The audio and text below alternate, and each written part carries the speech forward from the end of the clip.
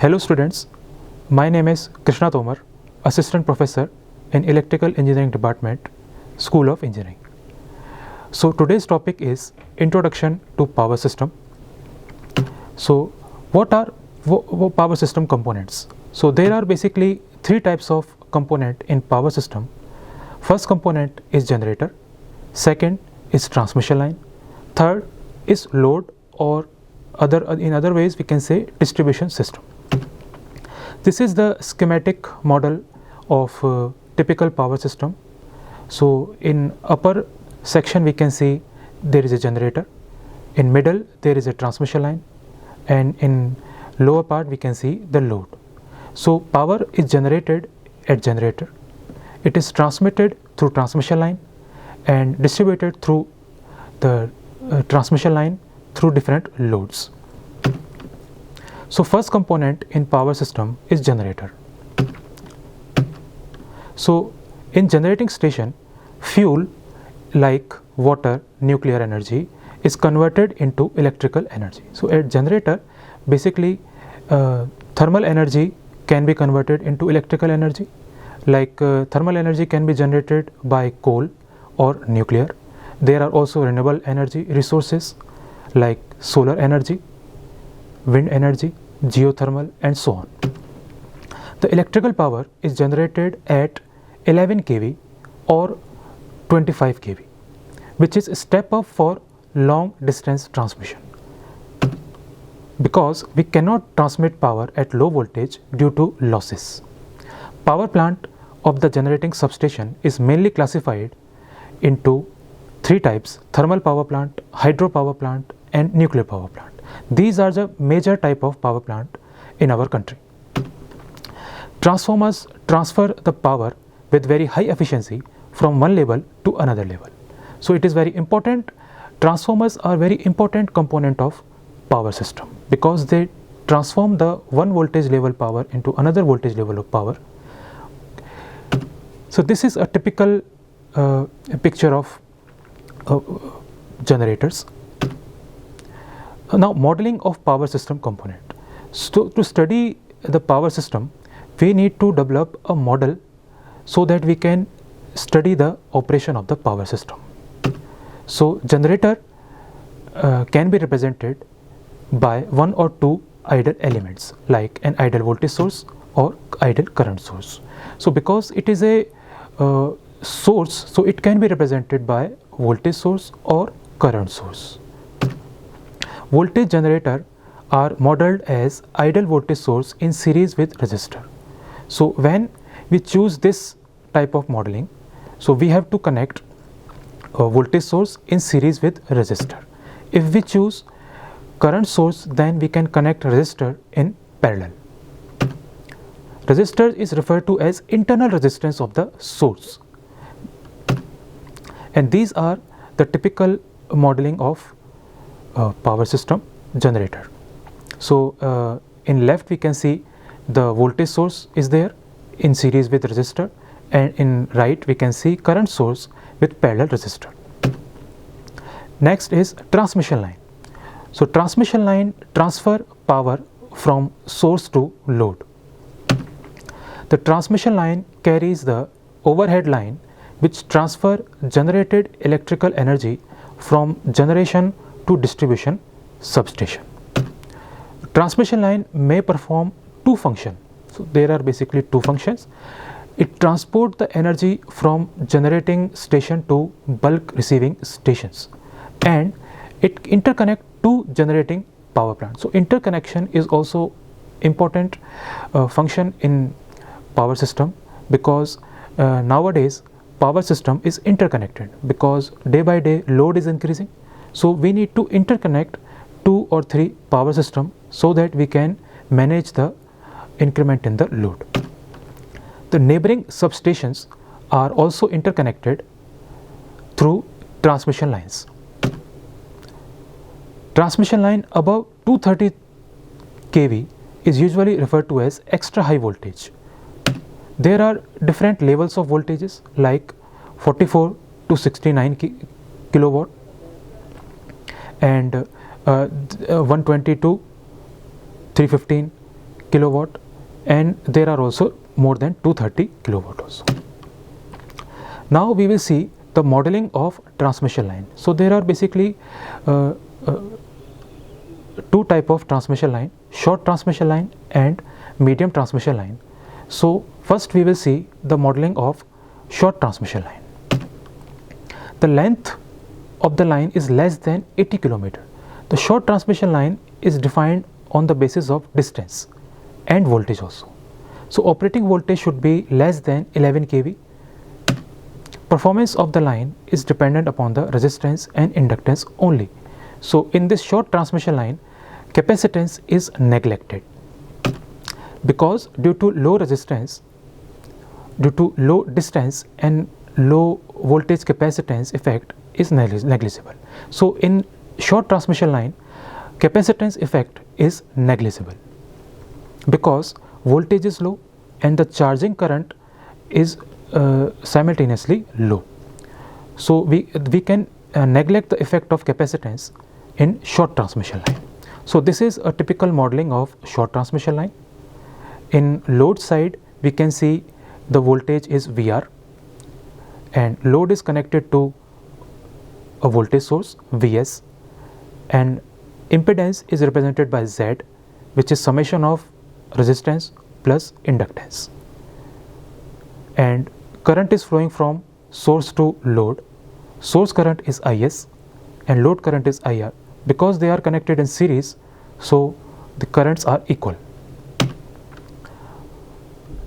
Now we will see the modeling of medium transmission line.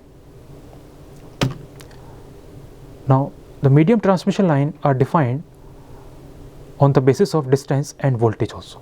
So if the distance of transmission line is between 80 kilometers to 240 kilometers and operating voltage is 11 kV and 66 kV, then we will call this line a medium transmission line. Due to sufficient voltage of line and length, charging current is applicable and therefore capacitance effect can be considered.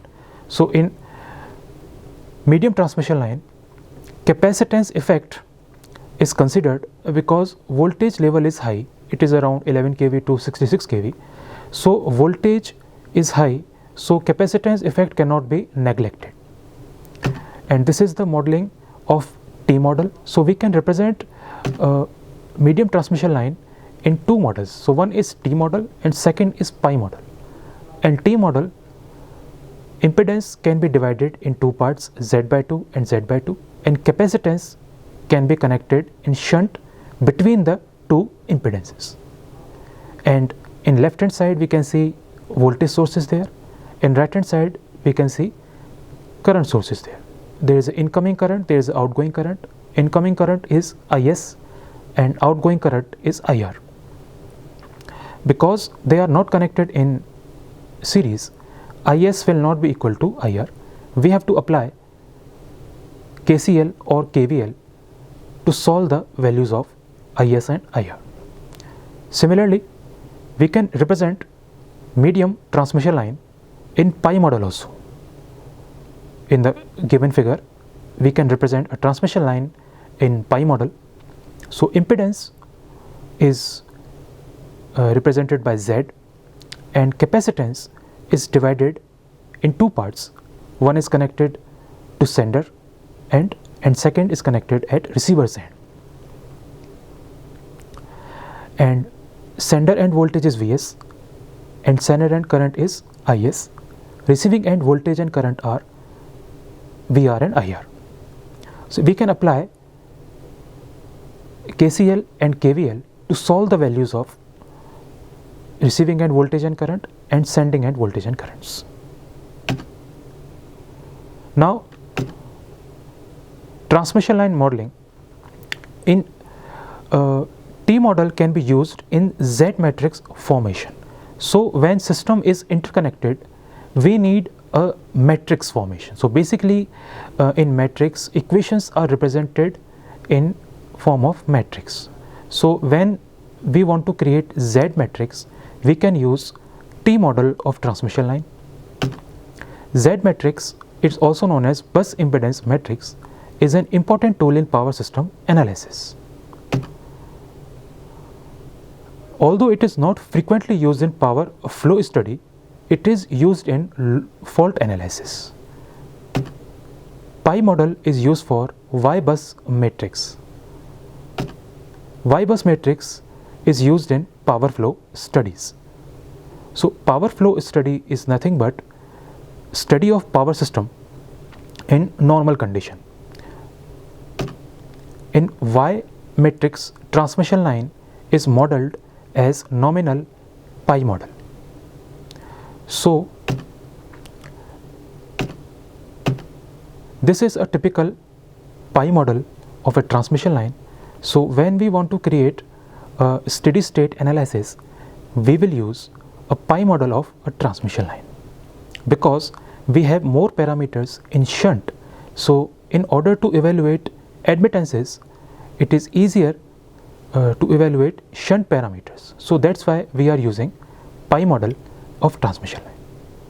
In T model of transmission line, there is only single capacitance. So we cannot use that model in Y matrix formation. Now modeling of load. So electrical load can be modeled as resistance and inductance form. So it is a device that consumes electrical energy in the form of current. So load consumes current and transform into another form of energy like heat energy, light energy and work. Electrical load may be resistive, inductive and capacitive, or some combination of them. Transformers and generators are examples of load. So in general sense, load is generally inductive in nature, because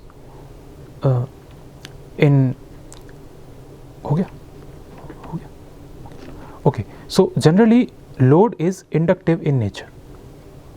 So we can represent a load in terms of R and L. R is resistance and L is inductance.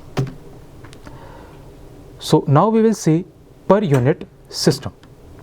So per unit system is mainly used in circuit where variation in voltages occurs. So in power system analysis, there is a large variation of voltages due to transformers. So transformers transform one voltage to another level voltage. So due to transformer operation, voltage levels are different voltage levels are there in power system. The key problem in analyzing a power system is large number of transformers. It would be very difficult to continually have refer impedance to the different side of the transformers. So per unit system also make calculations easier, as well as values are taken in same unit. So the advantages of per unit system is that we can represent our power system in unitless quantities. This problem is avoided by normalization of all values. So how we can normalize? We can normalize by dividing actual value by their standard value. So per unit quantity can be defined as actual value divided by base value. So actual value means the actual value of the variable.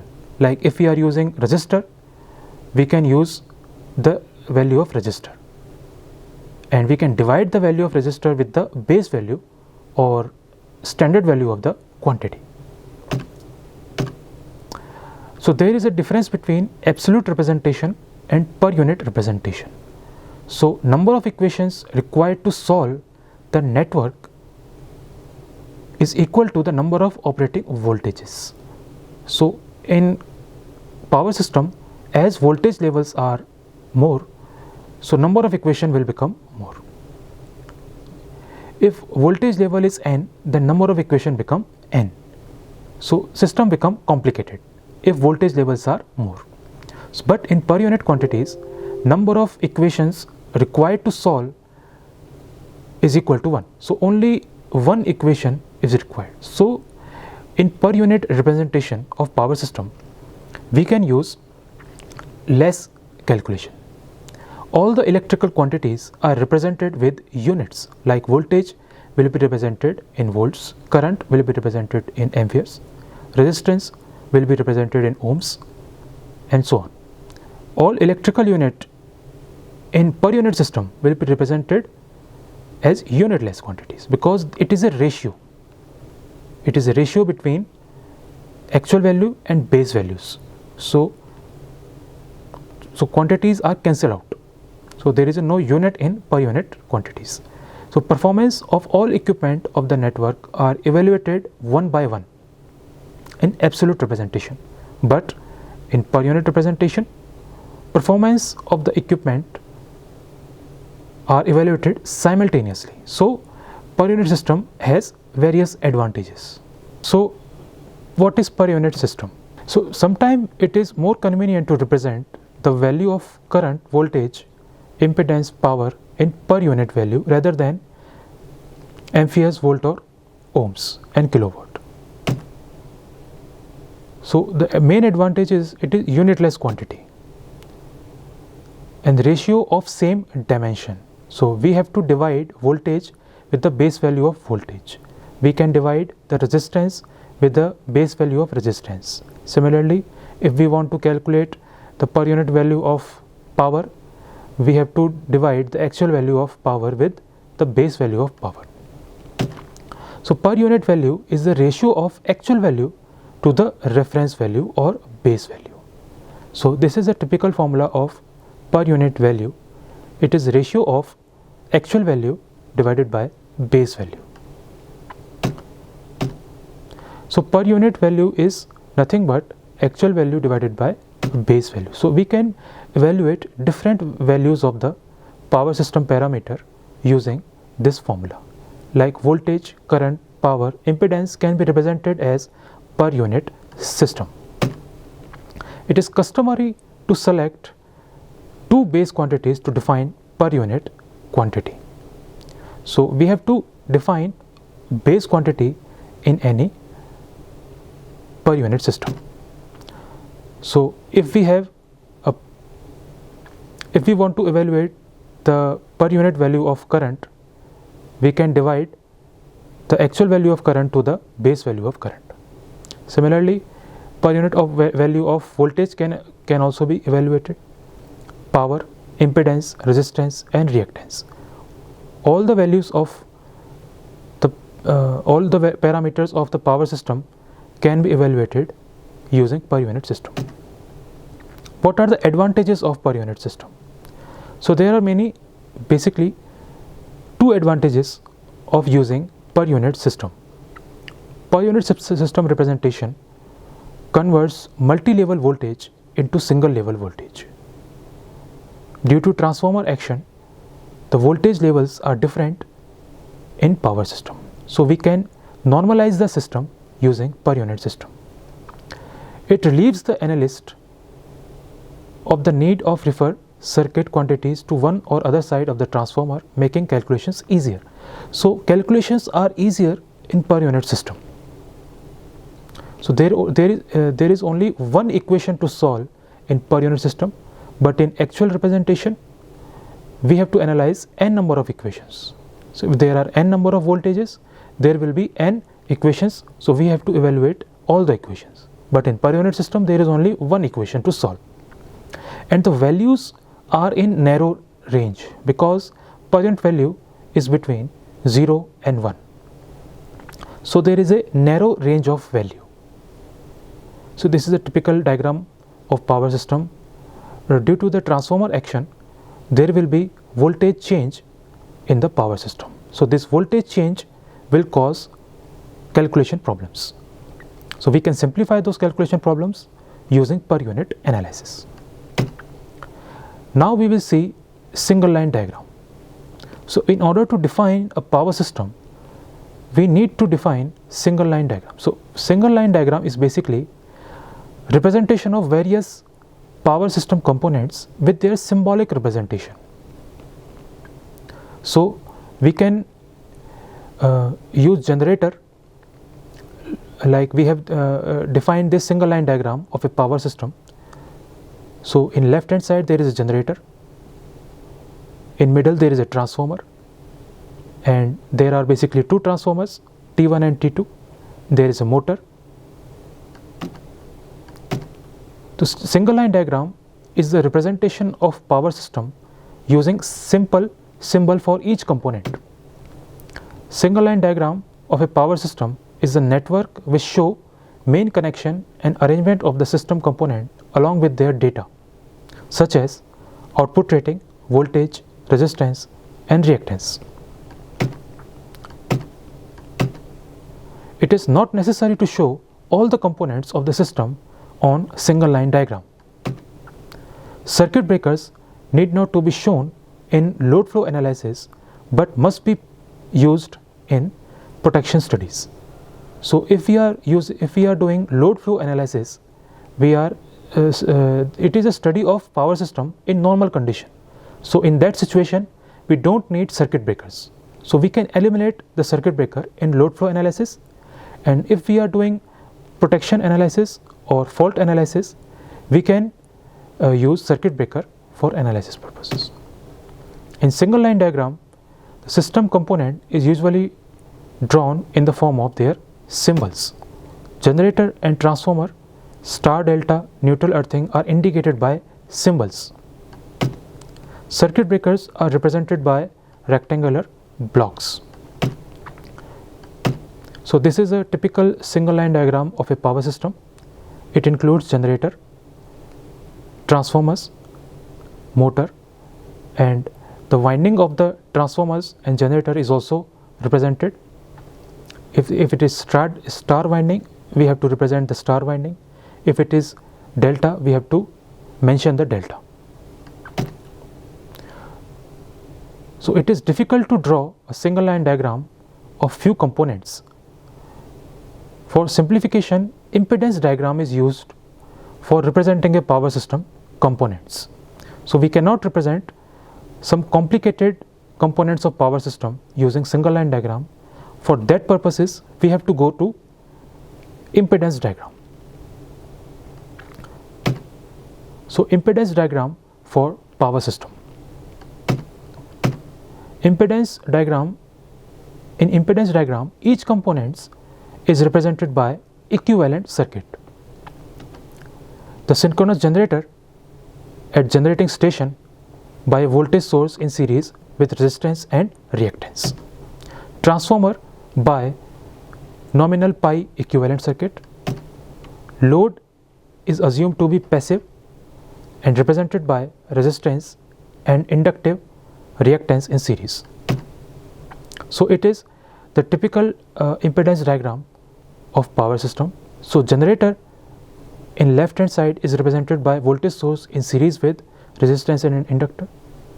Transformers are represented by in series resistance and inductance, and shunt resistance and inductance. And similarly, transmission line is also represented by pi model, and load can be represented by resistance and inductance. Impedance diagram can further be simplified by making certain assumptions and reduced to simplified reactance.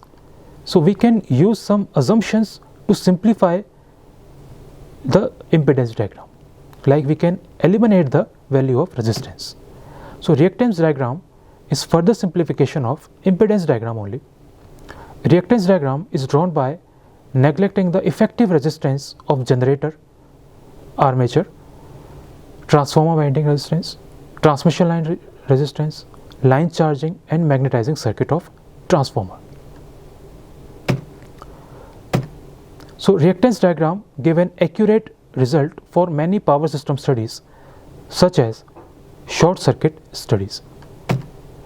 Winding resistance including the line resistance are quite small in comparison with leakage reactance.